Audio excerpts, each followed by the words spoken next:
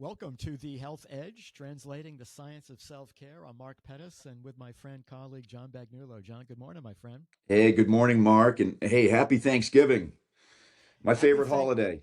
Yes, happy Thanksgiving to you and the Bagnulos, John. This too is my favorite holiday, and I love um, the context of gratitude and just being with family and so much to be grateful for. So happy Thanksgiving to the Health Edge community out there. And each year, generally, we do have a podcast that around the theme of how can you kind of get through the holiday season, right, without abandoning what might be major health goals and still enjoying and being able to celebrate and consume that which tastes good, but as I like to say, and it's great to be consuming the food you love, but it's even better when those foods love you back. So Yeah, well said. yeah, Well yeah. said. So as you work with clients, John, and in your own life and family, what are some of the strategies you use to kind of get through this holiday season without um, compromising too much of those health intentions? Yeah, well, I love what you just said. I mean, I think there's this perception at times, and it's important to try to break this down, but the two shouldn't be mutually exclusive. I mean, I think you can have an amazing day filled with gratitude and love and being with family and eating food that you really enjoy. And then the food can be healthy at the same time. It doesn't have to be, uh, they don't have to, there's really doesn't have to be a sacrifice, in my opinion, with this. So I always say, like, try to keep things more savory, less sweet. I think if you start out with that goal in terms of how you engineer a Thanksgiving dinner, how you develop recipes, I think it tends to work out really well in every direction. People really appreciate some of the differences that you can create with recipes. But and the other thing is, look, this can be one of the most nutrient dense, healthiest meals of the year, believe it or not. I think what can kind of create issues here at times, or it's the amount of desserts and how heavily sweetened things are. Not just for Thanksgiving, but for every holiday, right? And I think if you keep the sweeteners kind of at bay, you use a lot of herbs and spices, and I'll get into some of these different ideas that might be able to help our listeners. You can really transform what might have been a day that takes you a couple days to recover from, and you can replace that as really a solid day that leaves you more energized and really in a better place in terms of your nutrient levels and your overall health. And so the one thing I would always say is just try to look at how many whole vegetables you include with this Thanksgiving meal. Some of the things are going to be mainstays, like obviously turkey. I think most people stuffing. I think some of those things, and we can tweak some of that.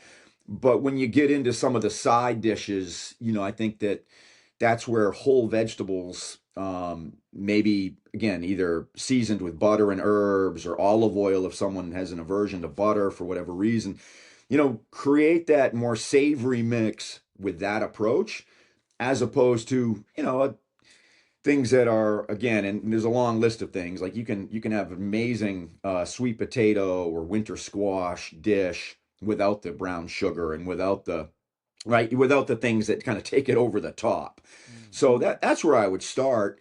I'm gonna just kind of just, if it's okay, just wrap here for a few Run minutes right on ahead, some. brother. Oh, Yeah. okay, great. So turkey again, that's a mainstay. I'm just gonna talk off the top of my head. What's important here? What are you gonna have with the turkey? If you're gonna have gravy, how can you make gravy something that really helps you? Well, one of the big things you can do with gravy is, again, everybody's going to look at this through a different lens, but most people thicken their gravy with some kind of flour. And I think you've got a couple options here. Number one is what type of flour could you thicken the gravy with that's going to be rich in resistant starch? And that resistant starch is something we've talked about in the past, and we can hopefully talk about it in the future because of how important it is for the microbiome in many people's cases. Some people might not need that resistant starch because they have a diet that already contains it. But a lot of people and a lot of our listeners who are interested in choosing a lower carb kind of way of life, would benefit from some resistant starch. And so there's some different ones you can use to thicken gravy. Potato starch can work well. Green plantain flour, green banana flour, believe it or not, they don't have any of the banana flavor, so they work really well as a substitute for wheat flour in what is traditionally used to thicken gravy. So that's one thing. The other thing is with gravy, use olive oil because olive oil and again, you could use other. You're not going to use butter typically because of how it thickens when it cools and it makes the gravy a little difficult to work with. But rather than use some other type of oil, it's much better to use olive oil with your resistant starch, and then whatever you need for in the way of again, herbs. Some people put herbs in their gravy. I think that's a great thing to do. I think thyme is a no-brainer. Thyme contains a really volatile substance known as thymol, Thymol. And this thymol has been shown to be really beneficial to neurological health and to nerve health because of how it helps resist oxidative stress at that neurological level. And so, you can get a really significant amount of time into the Thanksgiving meal overall, but the gravy is a great way to do it. And most people who have gravy with added thyme really appreciate the flavor because of how well that goes with the turkey. So again, make that gravy a little bit more than just the turkey fat and the wheat flour, right, and the salt. Make that a little bit more, bring a little bit more savory flavor to that, as well as something that's going to really benefit your microbiome. Then as we move into the area of stuffing, which I think has always been my favorite side dish to Thanksgiving. Try making it without breadcrumbs or without bread at all. And this is a recipe I'd be happy to share with our listeners. Use mushrooms, and you got to cook the mushrooms for like 20 to 30 minutes to really get them to where they need to be. Combine mushrooms with obviously celery and onions, or you can use leeks instead, and then wild rice. And you're going to use parsley, sage, thyme. You're going to use those real traditional stuffing herbs, but you bake that for about 45 minutes after the mushrooms have been cooked for 20 to 30 minutes, and you've got a really really amazing mix of different types of fibers. You got a much lower carbohydrate content than you'd have if you had all that bread, all those breadcrumbs in there. And you can really weave in a significant amount of herbs as well, because that's really what gives stuffing so much of its flavor. So you're going to have salt, you may have pepper, but you're going to have a lot more in there in the way of herbs, and you're not going to have the breadcrumbs. You're going to have mushrooms. And if you use shiitake mushrooms, well, shiitake mushrooms, as you know, Mark, have a plethora of benefits that have been really well studied over the last 4 or 5 decades. So wild rice, again, you only need a modest amount of wild rice to kind of give it some body, but most of the flavor, the texture, and everything that we love about stuffing is coming from it's coming from the mushrooms, the leeks, or the onions, and the celery. So that's one of my favorite modifications overall. It's making stuffing, but without breadcrumbs. And we started doing that, 15 years ago when we started our family, trying to get it, trying to come up with a gluten-free stuffing. And I just didn't really like the versions that were based on, like brown rice flour and things like that. I just felt like they were just different. And so if it was going to be different, I wanted to be really different and really flavorful. So that's one of my favorites. Sweet potatoes. And again, I'm going with kind of like your national average Thanksgiving. I know some people don't have sweet potatoes at Thanksgiving. They have winter squash. That's fine. They're both amazing vegetables to incorporate. If you're going to eat like a really carbohydrate rich food, I don't think you can beat the sweet potato. It's high in selenium, it's high in vitamin A. But the one thing that I'd encourage our listeners to consider is if you're going to use a traditional sweet potato. And you know, you might hear the word yam, but nobody really has yams in North America. You can go find them at like an ethnic market, but most everybody has a garnet. It's going to be called a garnet or a jewel yam, but those are really sweet potatoes. Yams are huge. They're like, you know, a foot to 2 feet long, right? And that's a very traditional African root vegetable. But we're going to have sweet potatoes in this country for the most part. And rather than sweeten them, additionally, you can cook them a little bit longer, okay, to concentrate some of the sweetness. And then give them a good dose of cinnamon. You know, cinnamon really goes a long ways at bringing out the flavor and also helping lower that glycemic index of the sweet potato. But a sweet potato is like, it's an amazing food and it can really, it can bring that sweetness to the meal, but not put it over the top. Mm. So, and the one type of sweet potato that I would encourage our listeners to try, and I know uh, it's not a traditional type of sweet potato, but the purple sweet potato is uh is very, very different. It has a markedly lower sugar content. It has an extremely high antioxidant value. And there are like last time I looked, this was about a year ago, so it's been a while. There were 300 papers on PubMed that looked at how purple sweet potatoes influenced either animal or human health in different types of studies. And it is one of I would say it's a top 10 if you want to call it a medicinal food, just from what it brings to the physiology level of things, it's remarkable. The anthocyanins that we praise in blueberries and things like that, you know, they're found in those purple sweet potatoes at an incredibly high level. And so that's something you could introduce. You know, I know it's probably late for this year's Thanksgiving because you know you don't have a lot of time and you're probably not going to find purple sweet potatoes today. But they are available at a lot of big grocery stores. They are obviously available at most of your health food stores and places like that. But that's a huge upgrade when it comes to root vegetables. That purple sweet potato is tough to beat. Love that. Yeah, so that's another thing to consider. Then again, not everybody has Brussels sprouts.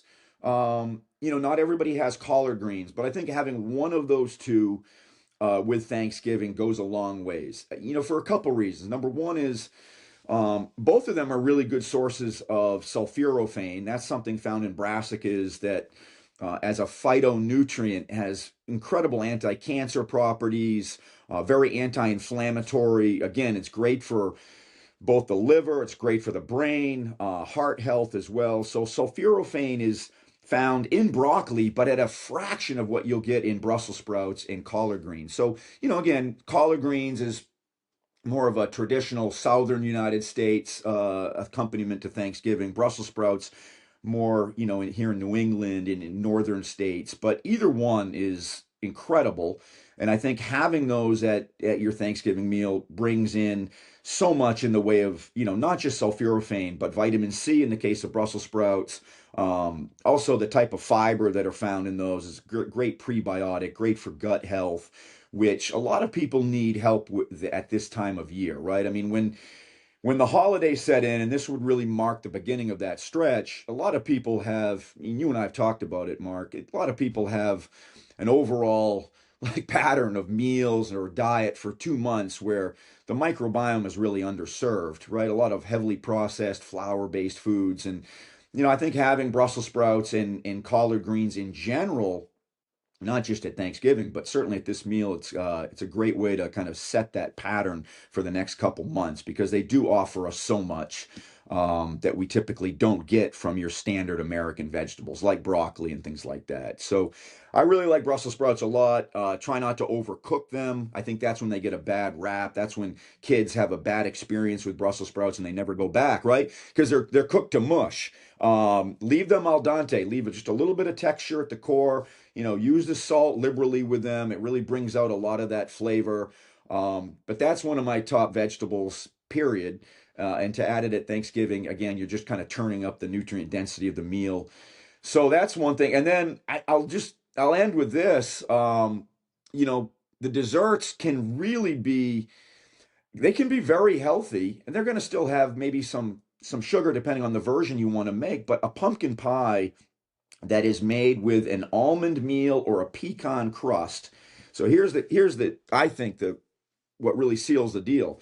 You take pecans or almonds and you put them in a like a food processor, or you put them in a Cuisinart just for just pulse it for 5 or 6 shots with that, so that you don't grind up the almonds or the pecans too much. You're going to have some good sized pieces in there still, and then you combine that with melted butter and you pack that in a pie plate. So that becomes your crust, right? So you've got a high fat, low carb crust, gluten free, and pecans are loaded with antioxidants. People are always surprised to hear that pecans have one of the highest antioxidant values of any food per 100 grams. But you can use almond meal as well, and you can even buy almond flour if you needed to just make this a little more convenient. And then you fill that with a combination, and the filling is really up to the chef, so to speak. But if you use canned pumpkin, that's fine. I would recommend you get organic canned pumpkin for several reasons, but it can be a heavy pesticide burden. You can use obviously fresh pie pumpkins, and then you use ample amounts of egg yolk, and use all those pumpkin pie spices, which are things like obviously allspice would work, but cinnamon, cardamom, coriander is really up to the chef on this. But use a lot of those spices, and then try sweetening it with something like monk fruit, stevia. And the reason stevia is an option with pumpkin pie is stevia a lot of times is people have an aversion to it because it does have that and a strong flavor, right? That's very different than sugar or honey. But when you use stevia, and this won't even be an issue with monk fruit, but when you use them with all of those pumpkin pie spices, you're not going to get that off taste. You're just going to get the sweetness. So, and again, that pumpkin pie is loaded with vitamin A. It's loaded with selenium and so many other micronutrients because you're making it with pumpkin, eggs, a nut-based crust, and so and then you can top that with some heavy whipping cream that again doesn't need to be sweetened at all. You just whip the heavy whipping cream into a thick consistency, and you've got it. I think what could be an amazing and very healthy dessert. So I've been going there for a few minutes, Mark. Yeah, what do you think? Wow. I mean, does anything there strike a chord? Uh, it all strikes a chord, John. That was just amazing. And as I listen to you describing some of these adaptations, I mean, I love, John, that you're sort of working off the traditional foods, right? Because some people, Yeah. I do think, perceive that um, That we have to abandon some of you those have to foods, right? abandon, Yeah, those traditional foods that you love in order to eat in a more healthy or health promoting way. And so you've totally challenge that misperception. And I, in addition to just this principle of minimizing processing, uh, I love that. Uh, the nutrient density, everything is, of course, is nutrient dense, and then this reverence, right, for healthy fat sources, from butter to yeah, olive oil to nuts. Um, I mean, I think we remind folks that fear of fat is really important to kind of address as you look yeah, to modify, because therein, right, you will discover things that you love that you've been perhaps avoiding. And so to bring more butter in, to bring olive oil yeah. in, You can to enjoy the eat holidays. Just eggs and egg enjoy it yolks, with right? yeah, I mean, those enjoy it are, with savory. Yeah, and so I love that. And then I think, we talk a lot about protein, and um, people still traditionally think of turkey as this tryptophan riddled, sedating, meat, where, really what makes people sleepy is all the carbohydrates yeah, they consume with it.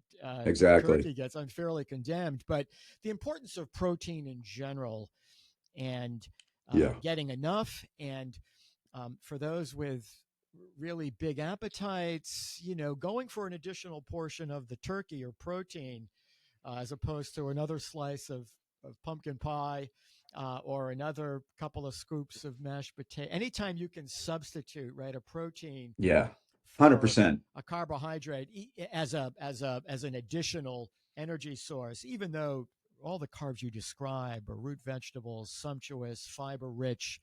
I think Yeah. that's the beauty of this, is that you see some carbs just serve you better than others, right? So But that's a really um, good point. Let protein be your anchor because it's going to do, it's going to really, it's going to go a long ways to not only supporting like our physiology. You and I talk about this all the time, right? It's a movie we've seen, hundreds of times, right? Where year after year we accrue this basically lean body mass debt, and a lot of it has to do with the fact that just we underconsume protein. But the other side of this story is that if you have that extra serving of turkey, like that's going to really probably keep you out of the desserts a lot more, right? Than if you didn't have that serving of turkey, because of just how the satiety value is it's unmatched. I It think that's really so is. important, that the satiety value, because as many of us might be sitting around all day watching football, hanging out with family, after the meal, right? You Yeah. kind of sit back, and then there'll be more snacking, maybe. So I think this eating, not just for that moment, but how anticipating how it'll make you feel in the several hours after. So to be Yeah. more satiated without the sleepiness and loginess and brain fog, you'll just be more Right. into what's happening around you, and have more energy, whether that's to maybe go out for a walk after your meal, getting a little, natural light, playing with your kids or your grandkids. So it it's not just the meal, but how we feel, right, in Yeah. those hours afterwards. So I love the way you put all of those principles together, John. And obviously, uh, just a huge upgrade from some of the traditional meals. The other thing that I sometimes think about, as people plan for the season, is, for those that have a continuous glucose monitor, Yeah. or for those that might be eligible, uh, which usually implies you have a diagnosis of pre-diabetes or Right. diabetes. We talk a lot about this, John, and Yeah. I would love to see these made available to any person. But the holidays can be a really good time to just look at that information, not to be guilt ridden about it, Yeah. but to say, hey, I tried this, and wow, look at the numbers an hour or two after eating. I can do better than that. 210 is just not where I want to be, right? So, Right. I think Right. anyone who's wearing a CGM will notice very dramatic differences in those excursions of sugar from what you described. And I think that is probably the holy grail from a metabolic health perspective, is no matter what you're choosing to eat or drink. And we didn't you know get too into that, but obviously, Yeah. sugar sweetened drinks on top of a lot of sugar in the meal is just adding fuel to the fire. So, um, Yeah. finding And the other, beverages. Yeah. yeah, the other thing on the topic of beverages is, and this is again not to tell people not to enjoy a glass of wine, or to have the spirits that help them with their traditional plan. The one thing that I think people should be aware of is that our liver has a really difficult time metabolizing alcohol in the presence of large amounts of polyunsaturated fats. And the only scenario that's worse is when our body tries to metabolize alcohol in the presence of fructose. Those three things are very unique challenges to the human liver: fructose, polyunsaturated fats, and alcohol. So if you're going to have one of those, it's important to be really vigilant around the other two, because when all three are present, it's a nightmare for the liver, right? It can only really address a very small finite amount of any one of those at any one time. And I've looked at some of the research on this, and if you're going to have a couple drinks, you definitely want to make sure that you're not having, in addition to that, some type of really fructose rich dessert or some recipe made with, large amounts of some seed oil that's very high in omega 6s. So, you look at the typical Thanksgiving meal and you're going to have a couple drinks with the meal. Well, okay, but like if you start looking at the dark meat of turkey, you start looking at the oils that most people make their stuffing with, you start really looking at the ledger here, right, Mark? You got Mm. sugar in the desserts, you got a lot of seed oils used in some of those recipes, the dark meat on turkey. You put it all together and it's tough. So it's important to like address at least two of those three, right? Again, not to tell our listeners that you can't have a glass of wine or a couple of glasses of wine with Thanksgiving, but that may not be the end of the story. It might be everything that your liver's trying to do at the same time that it's detoxifying that alcohol. Great advice, John, and that too falls so nicely into this concept of metabolic health, right? Right, Minimizing that fatty liver tendency, that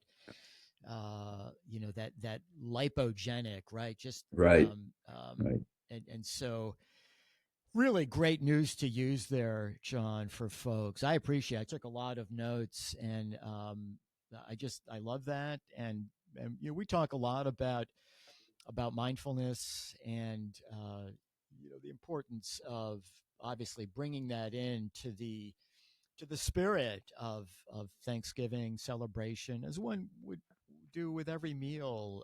And so uh, there's what we're eating, and then there's sort of how we're eating it, right? It's the And who we're mindset eating it with, and and who who we're we're eating eating it it with. with. Right. Yes, what we bring to the table, reverence for where our food has come from, and there. And Yeah. I know I'm not saying anything that people don't already know and hear all the time, but it's good to be reminded that food Yeah. is about so much more than just satisfying hunger. And there's an energy to it. There's a quantum signature to it, and the more love and gratitude, right, we bring to that engagement, um, Yeah. I do believe abundance comes in many forms, That's uh, beautiful. and it all just kind of adds up to what hopefully for most will be a joyful, satisfying, and meaningful experience. So, what a I'm treat! grateful. I'm grateful for you, Mark. I'm grateful, for our listeners and their interest in, what we talk about. And there's so much to be grateful for. And for me, that's the antidote, gratitude. So that's why it's my favorite holiday. Yeah, and I am grateful for you, John, and the Thank you. Bagnulos, and as I think it was the Dalai Lama that once said, to pay full attention to another is a generous gift. Mm, And you give so much to so many, John, in your uh, thank you. uh, generosity of spirit and sharing information, and it makes the world a better place. And I'll look forward to reconnecting with you after Thanksgiving, John. We'll have some football to talk about, Yeah, for and sure. so you have an awesome season here, John, and more to come soon. Thank you, buddy. You as well, Mark. My love to you, buddy.